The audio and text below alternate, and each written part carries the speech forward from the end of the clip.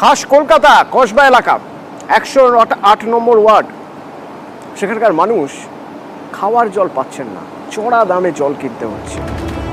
তো তাদের মুখে শুনুন তারা কি বলছেন। তো 2 মাস ধরে আমাদের এখানে পানীয় জলের সমস্যা চলছে। আমাদের পৌরপিতাকে বলা হয়েছে, উনি ব্যবস্থা করার চেষ্টা করছে।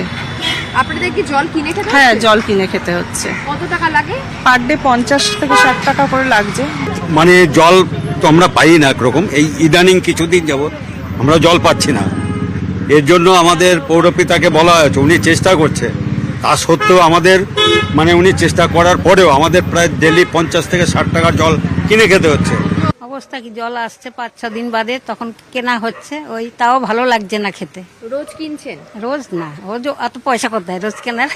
পাইপ লাগানোর পরে আমরা মুখ দিয়ে টানছি, টানলেও খুব সরু হয়ে জল আসছে। তারপরও যেটুকু জল আসছে দুপুরবেলা 1 ঘন্টার জল, সেই জলে আমরা 8-9টা পরিবার স্নান করা, কাচা ধোয়া, বাচ্চাদের সমস্ত কিছু করতে গিয়ে আমাদের নিজেদের পাড়া প্রতিবেশীর মধ্যে অশান্তি সৃষ্টি। 3 মাস ধরে হয়েছে, জলের সমস্যাটা খুব বেড়ে গেছে।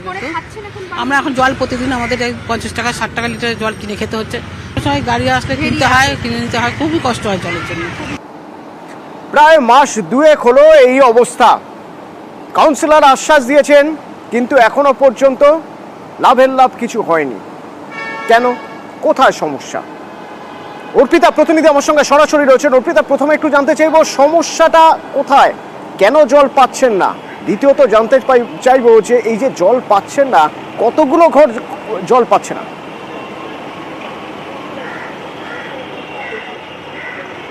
দেখো, তোমাকে জানাই যে 108 নম্বর যে ওয়ার্ড রয়েছে, অর্থাৎ আনন্দপুর থানা এলাকায়, সেখানে 55 গ্রাম, ভিআইপি নগর এবং তার সঙ্গে বিস্তীর্ণ অংশ, এই পুরো গোটা এলাকায় কিন্তু প্রচুর বাসিন্দারা রয়েছে যারা কিনা পানীয় জল পাচ্ছেন না। এমনকি যে নিত্যদিনের জন্য যে ব্যবহৃত জল, সেই জলও কিন্তু একেবারেই কম। যেখানে তুমি দেখতেই পাচ্ছ যে ট্যাপ ওয়াটার বা যে সমস্ত কলগুলি রয়েছে, সেখানে পাইপ লাগিয়ে মুখ দিয়ে টান দিলে তারপরে সরু জল বেরোচ্ছে। অর্থাৎ জলের যে সমস্যা রয়েছে সেটা কিন্তু কার্যত স্থানীয় বাসিন্দারা সেই অভিযোগ করছে।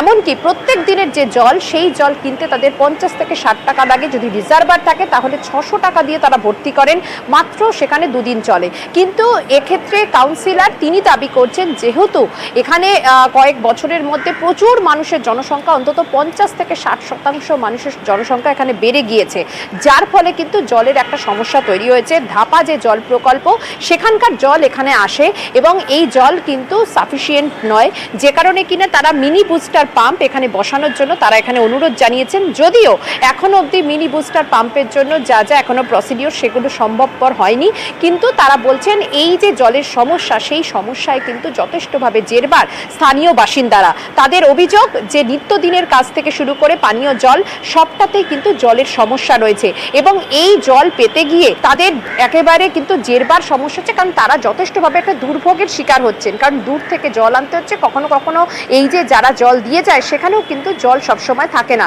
যার ফলে তাদের নিত্যদিনের সমস্যা হয়ে দাঁড়িয়েছে। এই ব্যাপারে কাউন্সিলর সুশান্ত ঘোষ তিনি জানিয়েছেন, এই সমস্যা যাতে দ্রুত সমাধান হয়, সেই কারণেই মিনি বুস্টার পাম্প বসিয়ে সেখানে এই জলকষ্ট যাতে দূর করা যায়, সেই ব্যবস্থাই তারা করবেন।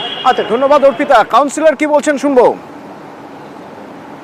পানীয় জলের সমস্যাটা হঠাৎ করে হয়েছে। বাইপাসের ডান দিক বাদিক বিস্তীর্ণ অঞ্চলে লোক বসতি প্রত্যেকটা দিন বাড়ছে, যার ওপর ভিত্তি করে ধাপা জল প্রকল্প তৈরি করা হয়েছিল। বর্তমানে তার প্রায় 50 গুণ বেশি মানুষ এই অঞ্চলে বসবাস করে। আমরাও চেষ্টা করছি যাতে প্রত্যেকটা ঘরে ঘরে পানীয় জল দেওয়া যায়। আমরা জয়েন্ট প্রকল্প থেকে যে আমাদের এই অঞ্চলগুলোতে জল আসে, সেখানে আমরা দ্বিতীয় একটা প্ল্যান করবার চেষ্টা করছি এবং ওটা শুরুও হয়ে গেছে কাজ। শিগগিরই আমরা সেখানে হয়তো প্রোডাকশন করতে পারবো এবং আমরা কিছু কিছু মিনি বুস্টার পাম্পিং স্টেশনের মাধ্যমে আমরা চেষ্টা করছি যে সমস্ত জায়গায় জলের সমস্যা আছে সেগুলো মেকআপ করবো।